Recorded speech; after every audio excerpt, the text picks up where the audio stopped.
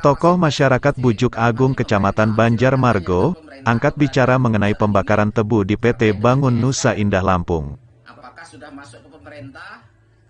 Menurutnya, keberadaan perusahaan ini, dari awal kemitraan dimulai sejak perkebunan kelapa hibrida, berganti perkebunan singkong, berganti lagi perkebunan sawit, sampai hari ini terakhir ganti perkebunan tebu.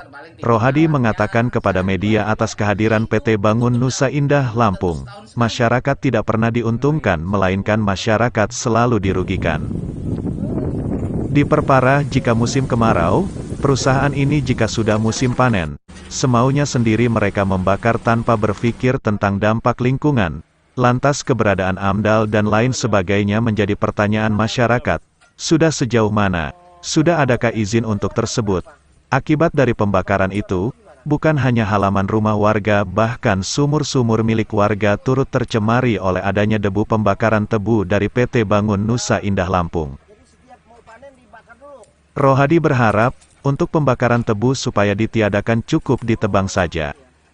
Mengenai sanksi pembakaran, Rohadi selaku tokoh masyarakat berharap kepada pihak terkait untuk menerapkan sanksi pelanggaran jika masih diberlakukan.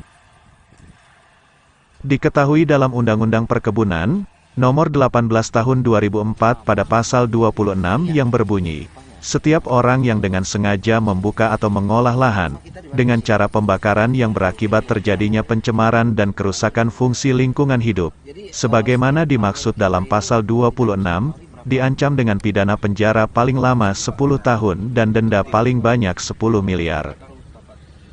Terima kasih kawan-kawan. Jadi yang pertama, kalau bicara persoalan benil yang dikaitkan dengan keberadaan masyarakat, dengan tentunya ya kami semua sampai hari ini masih kecewa bicara benil.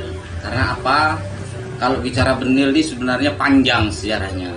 Dari hadirnya benil di tengah-tengah kami pada waktu itu yang terkait dengan kemitraan, dari mulai kelapa hibrida, ganti lagi singkong, ganti lagi sawit, sampai hari ini terakhir ganti tebu. Kalau bicara diuntungkan, masyarakat itu tidak pernah merasa diuntungkan. Masyarakat sangat dirugikan. Kenapa sangat dirugikan? Secara umum, mungkin sebagian kecil mungkin ada lah. Mungkin sebagian kecil masyarakat, saya nggak bisa nyebut siapa dia.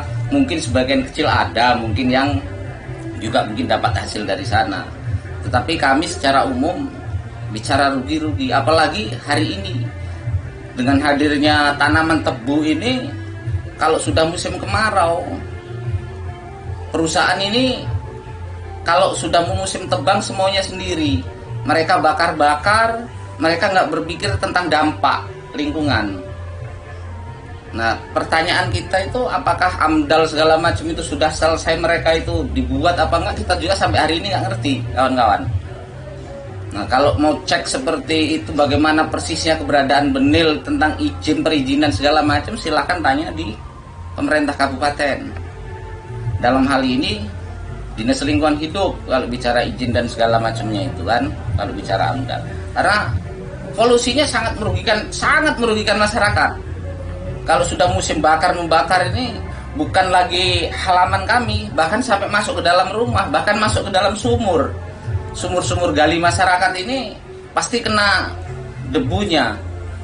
Saya katakan tadi di awal tadi, tapi kan nggak seberapa, cuman paling berapa gelintir manusia yang kerja di sana.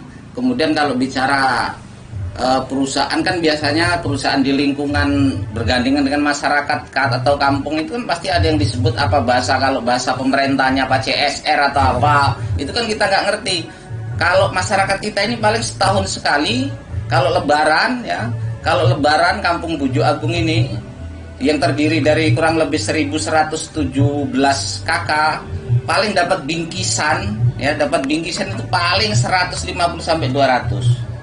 Bingkisan yang berisi beras 2 kilo, mie, hanya itu. Itulah yang dirasakan oleh masyarakat. Kira-kira apakah ini sudah layak? Gitu loh. Juga nggak, Pak? Nah, sampai hari ini saya sih belum ini, karena kebetulan itu bukan bidang saya. Saya sebagai masyarakat saya nggak ngerti. Seandainya pun ada juga kan saya nggak ngerti mereka berobat kemana. kena apakah karena mendampak itu karena masyarakat awam atau memang dianggapnya penyakit biasa, kita kan nggak ngerti kan gitu. Sehingga yang pasti intinya kalau saya melihat pasti itu berdampak negatif dengan pembakaran yang dilakukan oleh perusahaan itu. Untuk harapan Pak ke depannya Pak? Harapannya yang pasti paling tidak kan ada sih di daerah-daerah lain yang kalau sudah bicara tanaman tebu itu yang pasti yang pertama kan kalau ada perusahaan itu kan saling menguntungkan antara perusahaan dengan lingkungan perusahaan yang ada. Nah, yang pasti kami minta kalau bisa jangan sampai lagi ada bakaran-bakaran itu. Kan bisa sih kalau waktu musim panen itu nggak perlu dibakar tapi ditebang. Cukup ditebang kan bisa.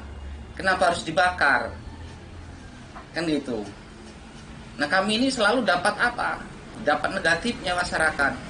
Ini yang membuat kami jujur sampai hari ini kami kecewa dengan hadirnya itu. Itu yang perlu saya sampaikan ke kawan-kawan.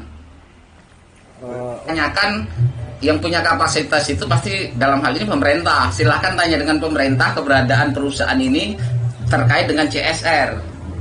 Apakah sudah masuk ke pemerintah? Tapi kalau masyarakat Bujo Agung belum ada, ya cuman itu aja yang dirasakan.